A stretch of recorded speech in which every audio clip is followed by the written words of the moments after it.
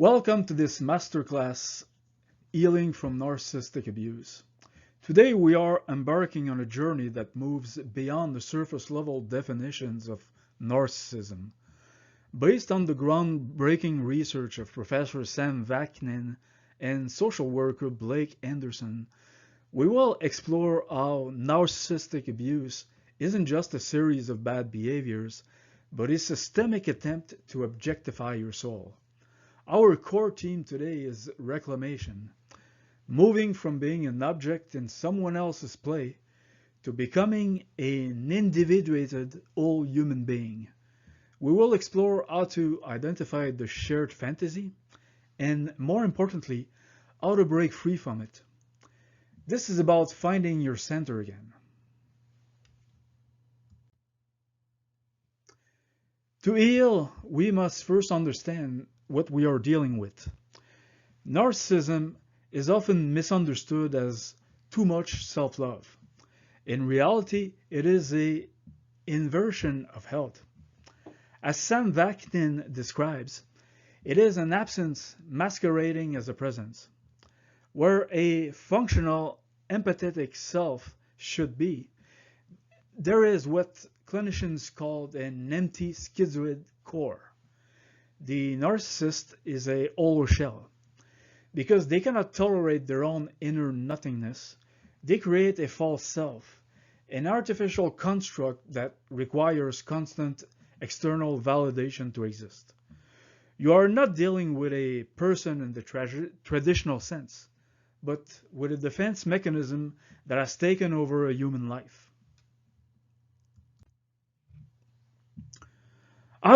How does this happen? Narcissism is fundamentally a post-traumatic condition. Research suggests that the child psychologically died around age 2 or 3. This usually happens because of a dead mother, a primary caregiver who was either emotionally absent, depressed, or so smothering that the child was never allowed to become a separate individual. To survive this profound abandonment or engulfment, the child aborted their true self and created an omnipotent, invulnerable false self. The narcissist you know today is a toddler in a giant's body, forever stuck in that moment of trauma, desperately trying to protect a self that doesn't actually exist.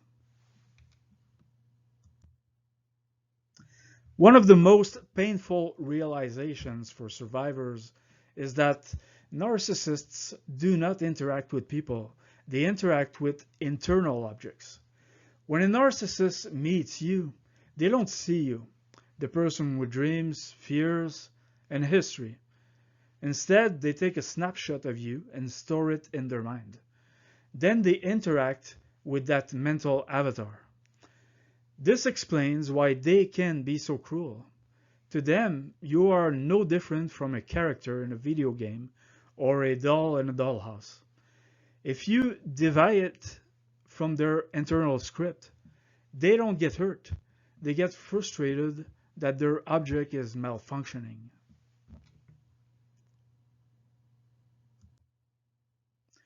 Sam Vaknin's research highlights that every narcissistic relationship is actually a maternity test. The narcissist is perpetually seeking a new mother. They are looking for a partner who will provide the unconditional holding environment they missed in childhood.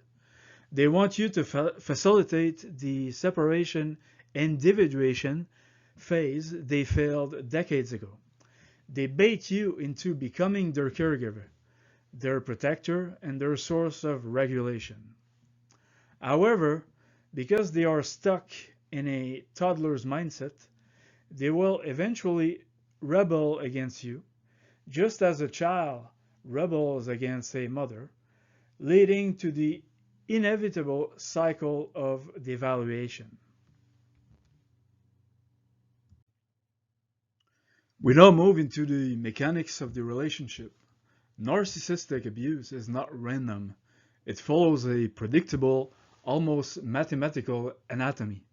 It begins with the creation of a shared fantasy and ends with a cold discard. By understanding these phases, you can begin to depersonalize the abuse. You will see that it wasn't about your inadequacies, but about a pre-programmed script that the narcissist has run many times before and will run many times again. The relationship begins in what Vaknin calls a paracosm, or a shared psychotic-like space. The narcissist invites you into a Disneyland of the mind. They tell you that the world is cruel, that your past was dark, but that this connection is the only real thing. They offer you a refuge from reality. In this stage, both of you agree to suspend disbelief. You want to believe in the fairy tale, and they need you to believe it so they can feel alive through your eyes. It is an intoxicating, hyper-real experience that sets the stage for the addiction to come. This is the idealization phase. The narcissist uses idealized mirroring. They study you with predatory intensity to find your unfulfilled needs and your deepest insecurities. Then, they reflect a perfect version of you back to you. You feel seen, understood, and cherished like never before. But here is the truth. You aren't falling in love with them. You are falling in love with the reflection of your own potential that they are projecting. They are grooming you to become a reliable source of narcissistic supply.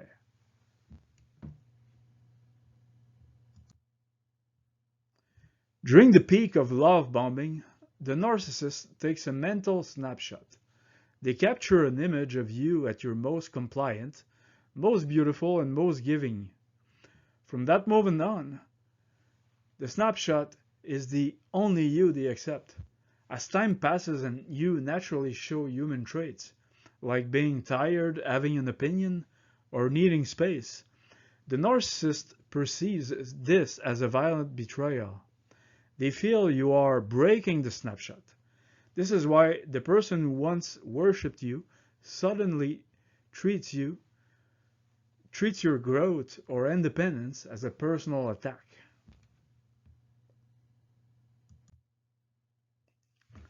Many survivors describe a nagging feeling during the honeymoon phase, a sense that the closeness is scripted or too perfect.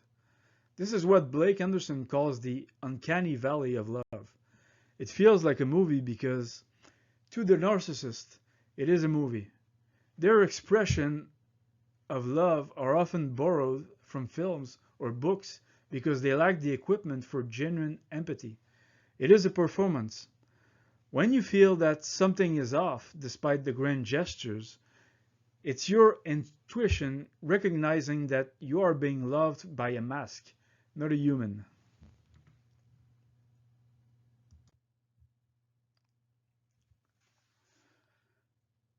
This is the biological hook. Narcissistic abuse is an addiction. The narcissist switches between being hot, the ideal version, and cold, the abuser. This intermittent reinforcement wreaks havoc on your brain chemistry. When they are kind, your brain floods with dopamine. When they are cruel, you are flooded with cortisol. You become like a gambler at a slot machine, willing to endure hours of loss just for that one hit of the love-bombing version of the narcissist. You aren't staying for the person they are. You are staying for the fix of who they used to be.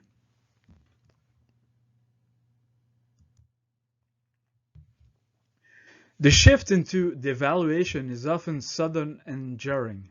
It is triggered the moment reality intrudes on the fantasy. Perhaps you got a promotion they couldn't claim, or perhaps you simply got sick and couldn't provide supply. Suddenly, the ideal mother you represented becomes the bad, persecutory mother. The narcissist begins to loathe you for the very traits they once admired. Their goal is to diminish you so that they can feel superior again, punishing you for failing to be the perfect static object of their snapshot.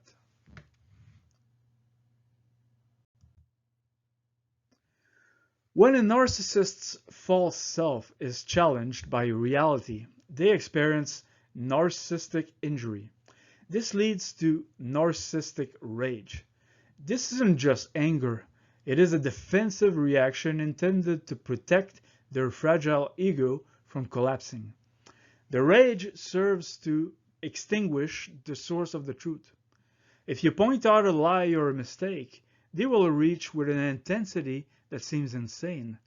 They are trying to annihilate your perception so that they can maintain their delusion of omnipotence. It is a temper tantrum designed to force you back into submission. Gaslighting is the systematic attempt to destroy your reality testing. The narcissist lies about things you saw, heard, and felt. Why? Because if you cannot trust your own senses, you have to rely on them as your sole exclusive gauge of reality. This creates a state of induced dependency.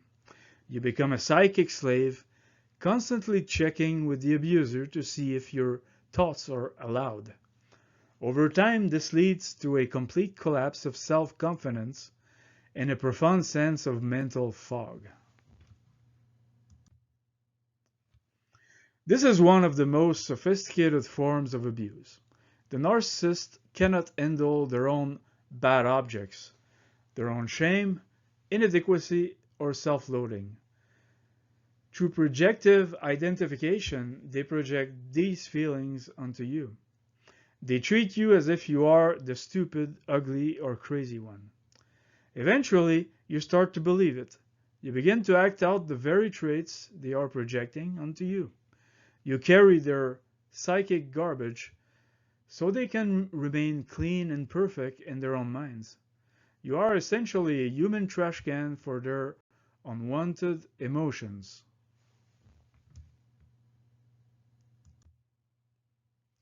The end of the cycle is the discard. This happens in two ways. First is the internal discard. They are still in the house, but they have stopped seeing you. You have been replaced in their mind by a new snapshot or a new source of supply. Then comes the external discard, the sudden cold abandonment. Because you are an object, when you are no longer useful, you are discarded like a broken appliance. There is no closure, no empathy, and no remorse. Because you cannot have empathy for an object you have finished using.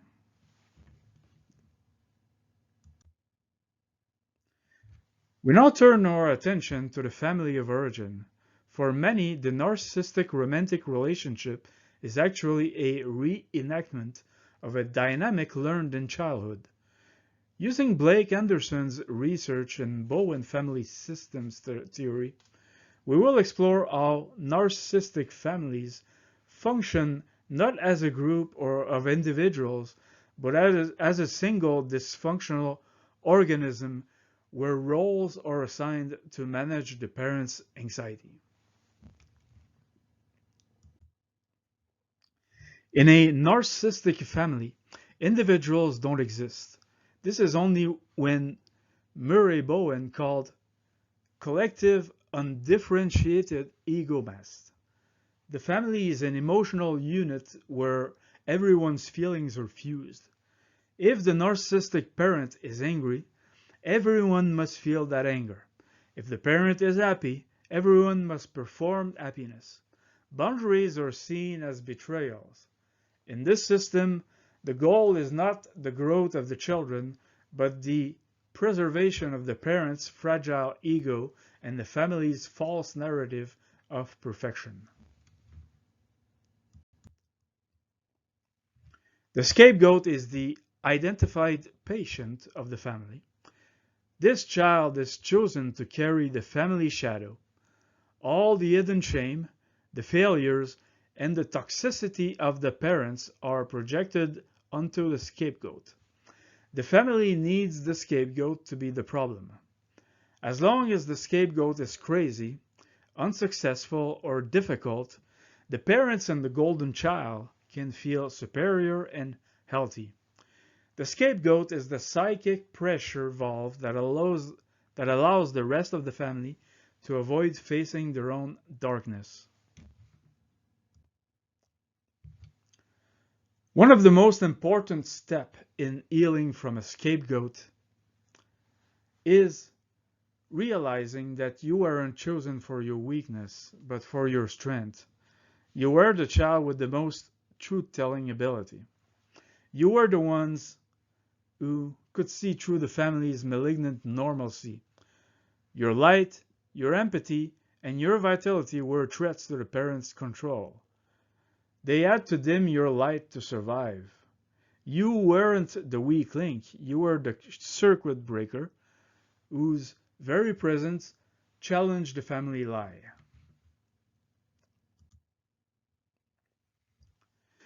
Narcissistic parents maintain control through triangulation. They never let two people have a direct relationship. They tell sibling A to lie about sibling B to ensure they never bond against the parent. They also employ flying monkeys, relatives or friends who do the narcissist's dirty work. These proxies will guilt trip you, smear your reputation, or try to pull you back into the system. This ensures the scapegoat remains isolated, making it much harder for them to build a reality outside the family cult. Blake Anderson identifies a specific map of roles.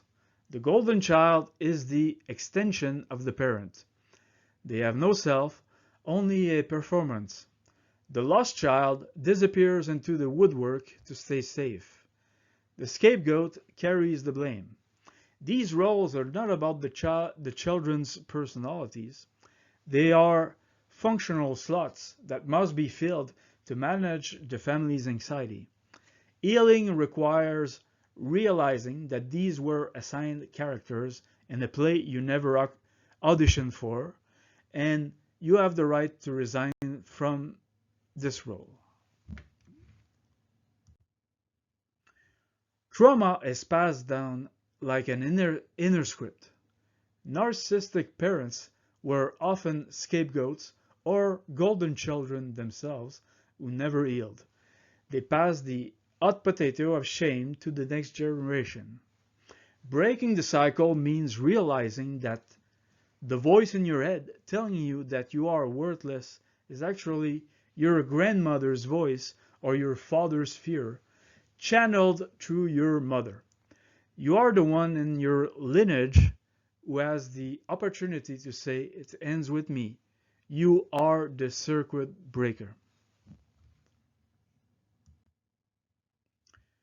The child of a narcissist faces a biological loyalty bind.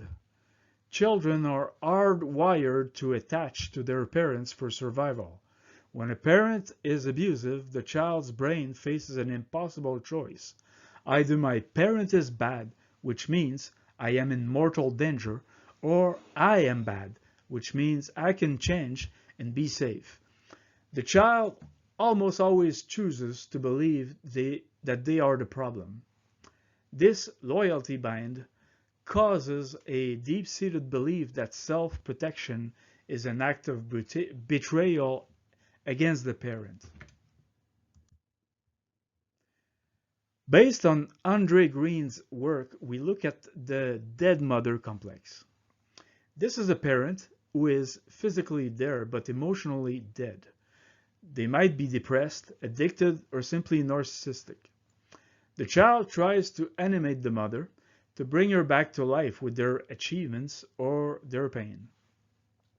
When they fail, the child absorbs the mother's void. They grow up with a hollow center, feeling like they are a nothing because they were never reflected back by a living emotional presence. Narcissistic families practice pseudo-mutuality. This is a fake closeness.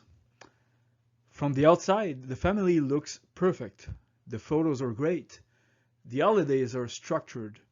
But there is no actual intimacy. Intimacy requires two separate people, and this system forbids separation. If you try to share a real feeling, you are shut down. The facade of the happy family is the most important thing, and the scapegoat is often punished for pointing out that the emperor has no clothes. This is a classic manipulation tactic used in family arguments. The narcissist leads with a reasonable argument. The Bailey, for example, I just want us to be a close family. This is hard to argue against, but they use that to hide their actual power demand, the mutt. I want you to obey me and never have boundaries. When you challenge the power demand, they retreat to the reasonable argument and act like you are the one being difficult. It's a reasonable trap designed to make the victim look like the aggressor.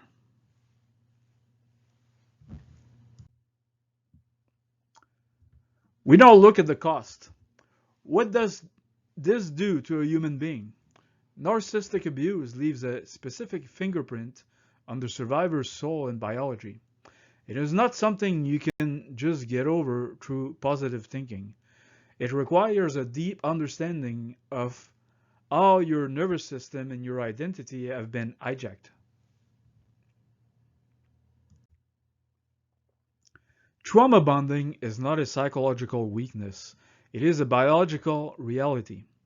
The love bombing creates high levels of dopamine and oxytocin, while the abuse creates high levels of cortisol and adrenaline. This creates a chemical seesaw. Your brain becomes addicted to the dopamine hit of the narcissist's approval to soothe the pain of the abuse. This is why survivors feel withdrawal symptoms when they leave. You aren't in love, you are in withdrawal from a toxic biochemical cycle. The most tragic effect of narcissistic abuse is self-estrangement. You spend so much time monitoring the narcissist's moods and trying to meet their impossible demands that you lose contact with your own core identity. Survivors often say, I don't know what I like anymore, or I don't recognize the person in the mirror. You have become an extension of the abuser. Healing is not about finding a new you, but about recollecting the you that was forced into hiding. Even after the narcissist is gone, their voice remains. This is the introject, an inner critic that has been programmed with the narcissist's insults and standards. You start to abuse yourself using the narcissist's own language. When you make a mistake, that voice says, you're so stupid, just as they did. Part of recovery is identifying that this voice is a foreign object in your mind. It is the serpent's voice, hijacking your internal dialogue, and it must be identified and silenced.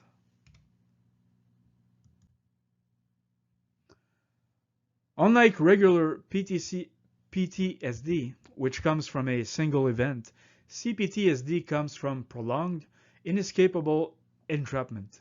Symptoms include hypervigilance, always waiting for the other shoe to drop, emotional numbing, and dorsal shutdown, feeling paralyzed. Your body is keeping the score. You may have chronic pain, digestive issues, or autoimmune flares. Your nervous system is stuck in survival mode, and it needs to be gently retrained to understand that the war is over.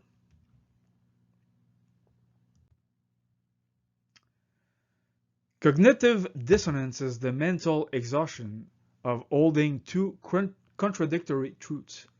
this person loves me versus this person is destroying me.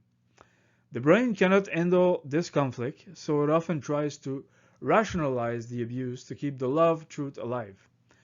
This leads to brain fog and an inability to make decisions. You feel like you are going crazy.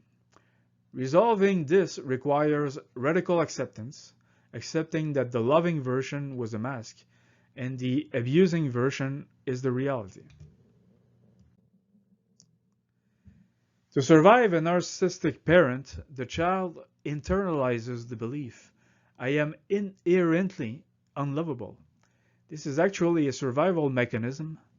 If the child is bad, then the parent can still be good, which gives the child hope that they can eventually earn love.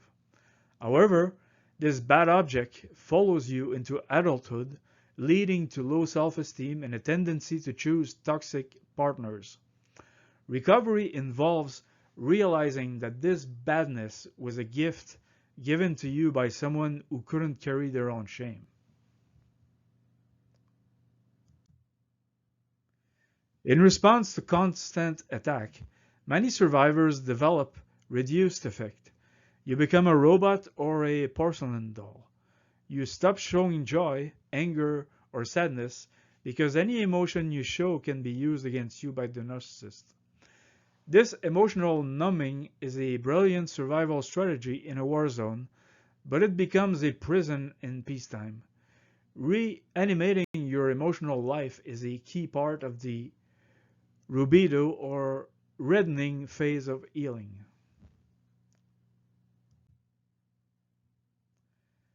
The narcissist's gaslighting eventually becomes self-perpetuating. You start to doubt your own memories. Maybe it wasn't that bad, or maybe I was being too sensitive. This is a way to maintain the healing fantasy. The hope that if you just fix yourself, the relationship can work. Self-gaslighting is the final stage of the abuser's control. Breaking this requires an external reality gauge, a therapist, a support group, or a journal where you record the facts of the abuse. When you finally go no contact or set boundaries, you are hit with profound survivor guilt. You feel like you are betraying the narcissist. But you must realize you aren't walking away from a human being. You are walking away from a fantasy that was killing you. The narcissist's pain at you leaving is not love.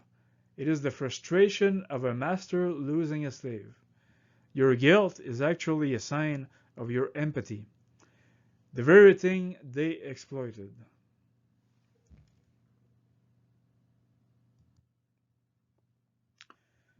Narcissists have a black hole at their center, a bottomless pit of need that can never be filled.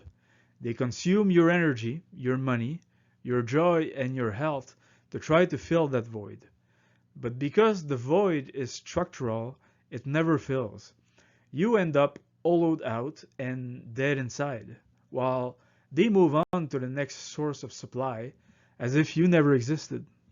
Healing requires plugging the leak and realizing that your energy belongs to you, not to their void.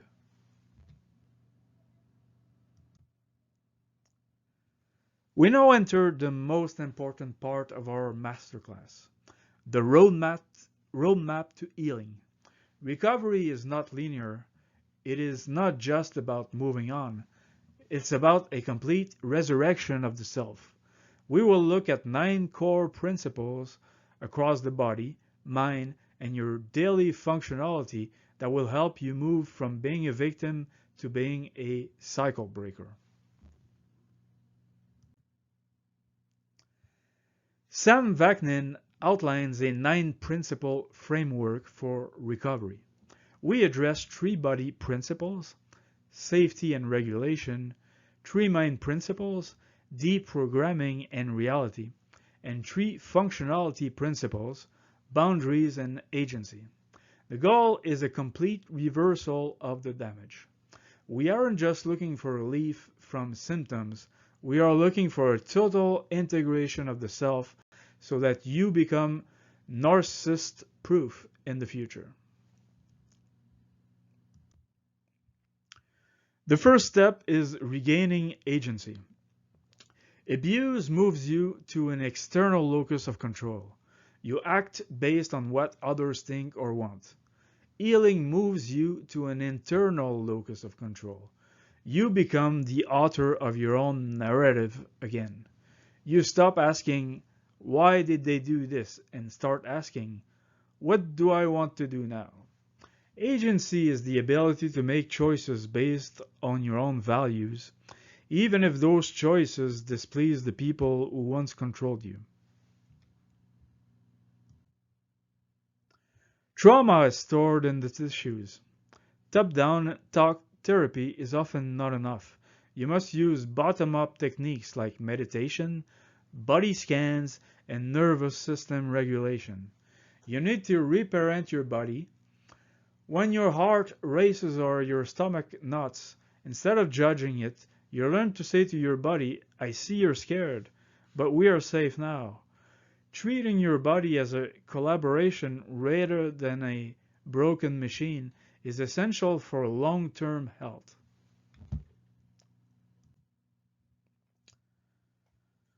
This is the war on the introject. We must consciously replace the serpent's voice with your authentic voice.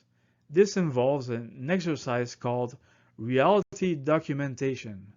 When you doubt yourself, you go back to your journal, your book of facts, and read what actually happened.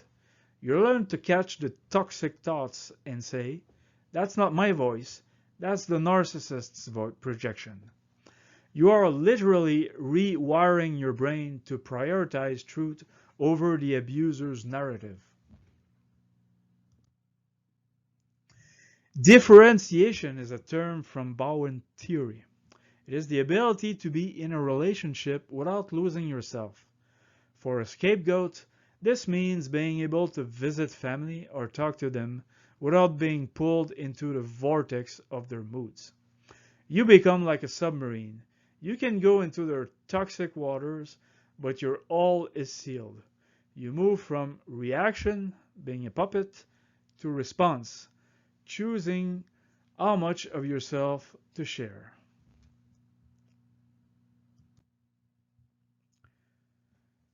This is the hardest pill to swallow. You must accept that the narcissist will never change. You must grieve the healing fantasy, the hope that if you just explain it better or love them more, they will finally get it. They won't. They lack the biological hardware for empathy. Radical acceptance is the key to the cage. Once you accept they are a broken machine, you stop trying to get water from a dry well and you can finally walk away. Based on Carl Jung's work, individuation is the process of becoming whole. It means reclaiming your shadow, those parts of yourself like your anger or your ambition that the narcissist told you were bad. You realize that your sensitivity was actually your strength and your truth-telling was your integrity. You recollect all the pieces of yourself that you scattered to stay safe and you integrate them into a complete, authentic human being. Blake Anderson uses the metaphor of alchemy. You start in the nigredo, the blackening, the state of chaos, loss, and the death of your old identity. This is painful but necessary. Then you move to the albedo, the whitening, clarity, observing the system and cleansing yourself of the projections. Finally, you reach the rubedo, the reddening, the integration of your life force, your passion, and your authentic powers. The death of who you were from the narcissist is the birth of who you truly are. Boundaries are not walls to keep people out. They are gates to keep you safe. You need physical boundaries, like distance, emotional boundaries, like not absorbing their feelings, and informational boundaries, the low information diet, you stop giving the narcissist the weapons they use to hurt you, your secrets, your fears, and your plans. Boundaries are an act of self-love, and while the narcissist will call them selfish, to a healthy person, they are simply a sign of self-respect. A powerful tool in the final stages of healing is the let them theory. Let them think you're the bad guy. Let them believe their own lies. Let them tell their flying monkeys that you are crazy. As long as you are free, their narrative doesn't matter. You stop trying to win the smear campaign and start winning your life. When you no longer need the narcissist or their proxies to understand your side, you have truly achieved freedom. We conclude with the realization that you are a cycle breaker. You have done the hardest work a human being can do. You have faced the void and come back. You have moved from a state of being an object to being a subject. Post-traumatic growth means you aren't just healed. You are anti-fragile. You are more aware, more empathetic, and more centered than you ever could have been without this journey.